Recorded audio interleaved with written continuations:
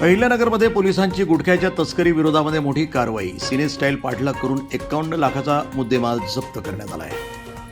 गुटखा आणि तंबाखूजन्य पदार्थांची अवैध वाहतूक करणाऱ्या वाहनांवर पोलिसांनी मोठी कारवाई करत तब्बल 51,41,048 रुपयांचा मुद्देमाल जप्त केला. यामध्ये सुमारे 41,41,000 रुपयांचा प्रतिबंधित गुटखा आणि सुगंधित सुपारी तसंच 10 लाख रुपये किमतीच्या आयशर टेम्पोचा यामध्ये समावेश आहे. ही कारवाई खर्डा पोलिसांनी केली आहे. सोमवारी दिनांक 24 ऑगस्ट रोजी सायंकाळी 5:30च्या सुमारास खर्डा पोलीस ठाण्याचे प्रभारी अधिकारी सहाय्यक पोलीस निरीक्षक उज्ज्वल सिंह राजपूत यांना गुप्त बातमीदारामार्फत माहिती मिळाली की धाराशिवकडनं बीडकडे शिर्डी हैदराबाद राज्य महामार्गावरनं एक आयशर टेम्पोमधनं मोठ्या प्रमाणात प्रतिबंधित गुटखा आणि तंबाखूजन्य पदार्थांची वाहतूक केली जाणार आहे.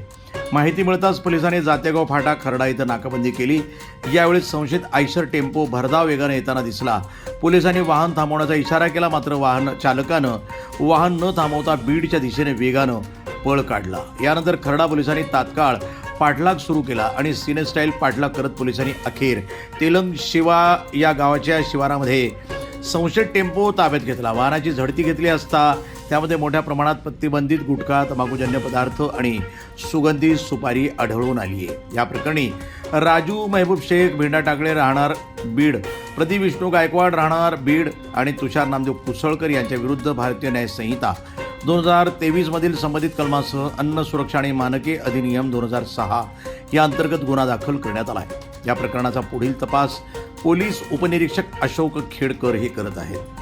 मी सूफी सय्यद, प्रसार माध्यम जस्ट लुक न्यूज इंडिया.